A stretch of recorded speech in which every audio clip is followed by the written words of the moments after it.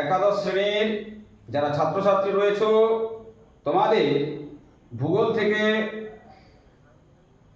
চতুর্থ চ্যাপ্টার কয়েকটি প্রশ্নের আমি উত্তর দেব। যে প্রশ্নগুলি সম্ভাব্য পরীক্ষায় আসে সেরকম কিছু প্রশ্নের আমি তোমাদের উত্তর দেব। তো তোমরা শুনতে থাকো। বেদুইন নামক উপজাতি কোথায় বসবাস করে? না সৌদি আরবে। জলপাইয়ের দেশ কাকে বলা হয়? না স্পেনকে বলা হয়।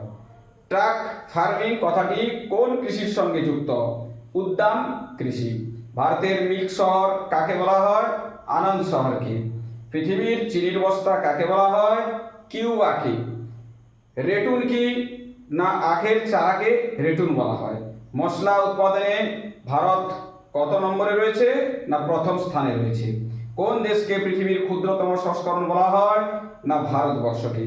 ভারতের দক্ষিণতম বিন্দু কোনটি? না ইন্দিরা পয়েন্ট। পেনিনসুলা কথার অর্থ কি? উপদ্বীপ। ভারতীয় ভূখণ্ডের তিন দিক জল বেষ্টিত হয় একে কি বলা হয়? উপমহাদেশ।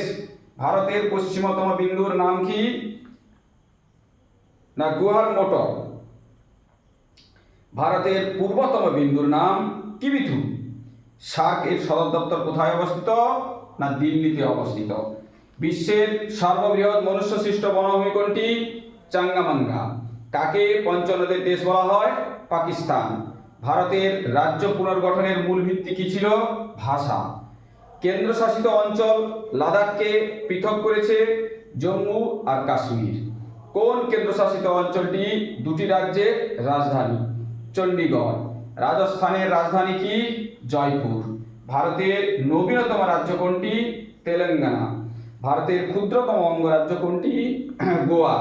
ভারতের কেন্দ্রশাসিত অঞ্চল কয়টি? না 8টি। ভারতের বৃহত্তম অঙ্গরাজ্য কোনটি? রাজস্থান। কয়াল কথার অর্থ কি? উপহ্রদ। দুন কথার অর্থ কি? হিমালয় ও শিবালিক পর্বতমালার মাঝ বরাবর যে উপত্যকা রয়েছে তাকেই দুন বলা হয়। গঙ্গা নদী বাংলাদেশে কি নামে পরিচিত? না পদ্মা। হীরাকুন্দ বাঁধ কোন নদীর উপর অবস্থিত? মহানদী। জামশেদপুর কোন নদীর উপর অবস্থিত? না সুবর্ণরেখা। এই হলো তোমাদের চতুর্থ অধ্যায় থেকে কিছু প্রশ্ন। তা তোমরা পরের প্রশ্ন পেতে গেলে তোমাদেরকে কি করতে হবে? চ্যানেলটাকে সাবস্ক্রাইব করে ফলো দিয়ে পাশে থাকতে হবে, তবেই তোমরা পরের প্রশ্ন পেতে পারবে।